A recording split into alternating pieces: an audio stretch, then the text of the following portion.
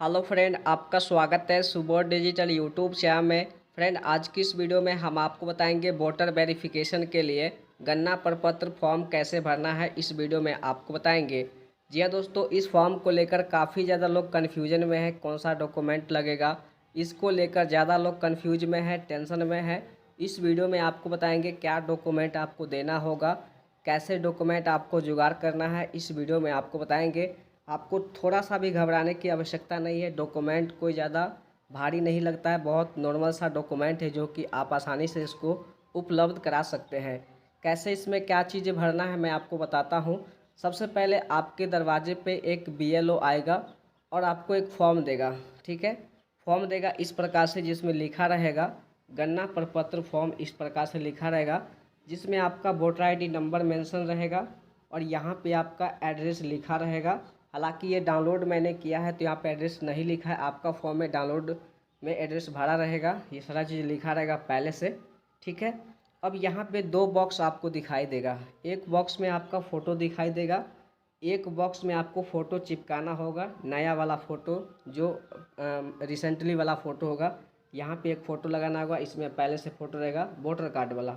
ठीक है, अब यहाँ पे आपको अपना जन्म तिथि टाइप करना है। जन्म तिथि वही लिखना है जो आपका वोटर कार्ड में है।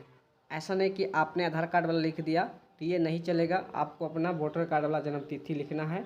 ठीक है, जस्ट आपको अपना आधार कार्ड का संख्या देना है, 12 डिजिट का, एक मोबाइल नंबर देना है जो आपके पास है।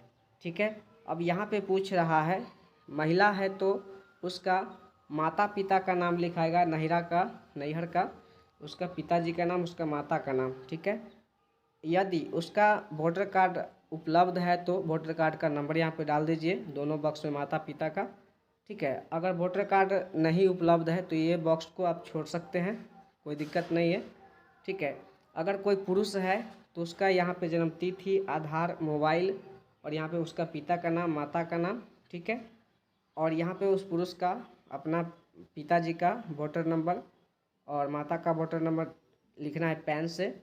और यहाँ पे पुरुष है तो उसका जीवन साथी महिला होगा, पत्नी होगा। अगर कोई महिला है तो उसका जीवन साथी पुरुष होगा, उसका पति होगा, तो यहाँ पे उसका नाम लिखाएगा और उसका वोटर नंबर लिखाएगा। ठीक है, ये चीज़ें तो आसानी से आप भर लेंगे और कोई भी भर देगा आपको। ठीक है, लेकिन सबसे ज़्यादा टेंशन वाली बात यह है कि यहाँ पे डॉक्यूमेंट पूछा जा रहा है कि क्या डॉक्यूमेंट लगेगा। तो अब इसके बारे में आपको बताता हूँ, ध्यान से समझिएगा। यहाँ पे क्या लिखा है आप ध्यान से देख लीजिए। यहाँ पे लिखा है मेरा जन्म भारत में 1/7/1987 से पूर्व हुआ है, यानी कि पहले हुआ है। तो ऐसे व्यक्ति को क्या डॉक्यूमेंट लगेगा? ऐसे व्यक्ति को सबसे पहले जो है उसका आवासीय प्रमाण पत्र है तो चलेगा, या फिर जाति हो गया, आय प्रमाण पत्र। ये तीनों डॉक्यूमेंट में से कोई भी एक डॉक्यूमेंट आप दे सकते हैं। अगर आपके पास नहीं है तो ऑनलाइन करवा लीजिए, उसका रिसीविंग का फ़ोटो दे सकते हैं बीएलओ को। ठीक है, अगर आप ऑनलाइन फॉर्म भर रहे हैं तो आप उसका रिसीविंग का फ़ोटो अपलोड कर सकते हैं। ये आपने समझ गया।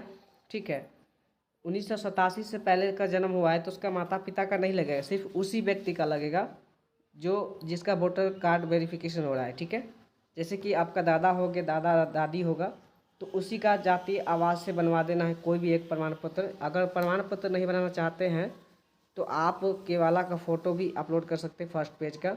लेकिन 1987 से पहले कोई जन्म लिया है आपके घर में तो उसका आपका पिताजी होंगे या फिर आपका दादा होगा, दादी होगा, तो उसका आवाज़ से बनवा दीजिए और उसका रिसीविंग अपलोड कर दीजिए। ठीक है, ये हो गया।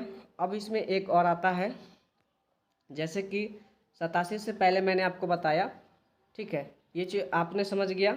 ठीक है, अब मैं आपको बताता हूँ कि यहाँ पे लिखा है मेरा जन्म भारत में 1/7/1987, ये जो लिखा है 1987 और 2/12/2004 के बीच हुआ है। जैसे कि आपका 1995 भी हो सकता है, 2000 भी हो सकता है, 1980 भी हो सकता है, सॉरी 1990 भी हो सकता है। तो इसमें से कोई भी दिनांक होगा 1987 से ऊपर और 2004 से नीचे बीच में कोई भी जन्म तिथि होगा तो इसको क्या लगेगा? इसका जो है लगेगा सबसे पहले जिसका वोटर कार्ड का ये फॉर्म आ चुका है घर पे, उसका एक आवासीय लगेगा। बना हुआ है तो ठीक है, नहीं बना है तो बना लीजिएगा। आवास से आय निवास, आवास से आय निवास इसमें से कोई भी चलेगा, जाति भी चलेगा, जाति आय निवास में से कोई भी एक प्रमाण पत्र अप्लाई करवा दीजिए। अगर बना हुआ है तो उसका जीरोक्स दे दीजिएगा, नहीं बना है तो ऑनर करवा के रिसीविंग दे सकते हैं। ठीक है, ये हो गया पहला डॉक्यूमेंट उस व्यक्ति का, ये तो हो गया उसका। और उसका पिताजी का भी एक डॉक्यूमेंट लगेगा। पिताजी का डॉक्यूमेंट क्या लगेगा कि अगर पिताजी जीवित है तो उनका आय प्रमाण पत्र दे दीजिए, नहीं तो निवास दीजिए, और नहीं तो आप जाति दे दीजिए बनवा करके। ठीक है, अगर उसका पिताजी का जन्म प्रमाण पत्र है या फिर बैंक खाता है, जिस खाते में एड्रेस जो खाता खुला है 1987 से बाद में, जैसे 1990, 92, 95 के बीच में खाता खुला है, तो वो भी प्रमाण पत्र चलेगा। ठीक है, या पेंशन सर्टिफिकेट हो गया, ये भी चलेगा। तो ये सर्टिफिकेट दे उसका पिताजी का। और अगर पिताजी जीवित नहीं है तो आप केवाला का फ़ोटो दीजिए, फर्स्ट पेज का फ़ोटो खींच लीजिए, उसका जेरॉक्स निकलवा लीजिए और वो आप दे सकते हैं। ठीक है, ये आसान है, कोई ज़्यादा डॉक्यूमेंट नहीं ले रहा है। उसके बाद यहाँ पे पूछ रहा है मेरा जन्म भारत में 2/12/2004 के बाद हुआ है, तो ऐसे व्यक्ति को क्या लगेगा डॉक्यूमेंट में। ठीक है, 2004 के बाद हुआ है तो अपने जन्म तिथि या जन्म स्थान को प्रमाणित करने के लिए नीचे दी गई सूची में से कोई एक दस्तावेज उपलब्ध कराए। ऐसे व्यक्ति को आवास से चलेगा, जाति चलेगा, आय प्रमाण पत्र, ये तीनों में से कोई दे दीजिए। 4 के बाद हुआ है जन्म तो उसका हो सकता है कि बर्थ सर्टिफिकेट होगा या फिर मैट्रिक का सर्टिफिकेट होगा। ठीक है, यहाँ पे 5 डॉक्यूमेंट हो जाता है, इसमें से कोई एक जरूर आपके पास होगा, जन्म प्रमाण पत्र, नहीं तो मैट्रिक सर्टिफिकेट, नहीं तो आय जाति निवास, इसमें से कोई सर्टिफिकेट आप दे सकते हैं इसको। ठीक है, अब पिता के जन्म तिथि और स्थान प्रमाणित करने के लिए नीचे गए सूची में से उपलब्ध कराए। माता की जन्म तो इसमें से कोई भी एक डॉक्यूमेंट दीजिए जिसमें माता पिता का भी नाम हो। ठीक है, और पासपोर्ट, वीज़ा, प्रति, ये सब भी आपका चलेगा। तो ये डॉक्यूमेंट हो गया। यहाँ पे काफ़ी ज़्यादा डॉक्यूमेंट है और यहाँ पे आपको यहाँ पे अपना दिनांक लिखना है, कब ये फॉर्म आपका जमा होगा, स्थान, और यहाँ पे साइन करना होगा अपना। अगर साइन नहीं करते हैं तो अंगूठा लगा दीजिए। अब कोई व्यक्ति बाहर में रहता है तो उसका आप साइन कर सकते हैं सेम टू सेम देख करके, या फिर उसको ये फॉर्म निकलवा दीजिए, साइन करके भेज देगा यहाँ पे, उसका PDF यहाँ पे जमा कर सकते हैं।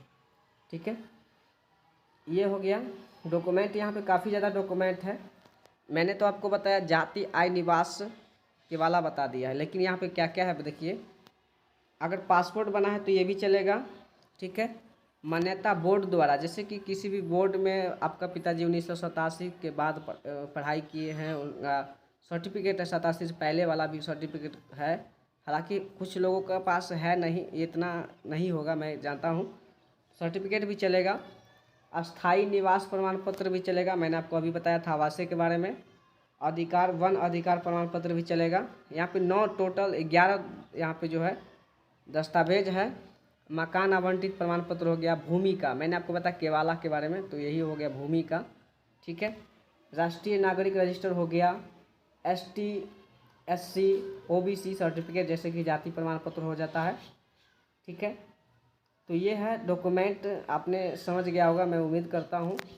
और 87 से पहले जो व्यक्ति का जन्म हुआ है, ठीक है, तो उनका बैंक खाता खुला हुआ था, 87 से पहले वाला कोई खाता खुला हुआ है तो जाहिर सी बात है उसमें एड्रेस होगा, तो बैंक खाता भी चलेगा उनका, डाकघर वाला चलेगा, LIC भी चलेगा। पहले तो LIC भी चलता था, आप देख लीजिएगा अगर है तो। PSU भी चलेगा।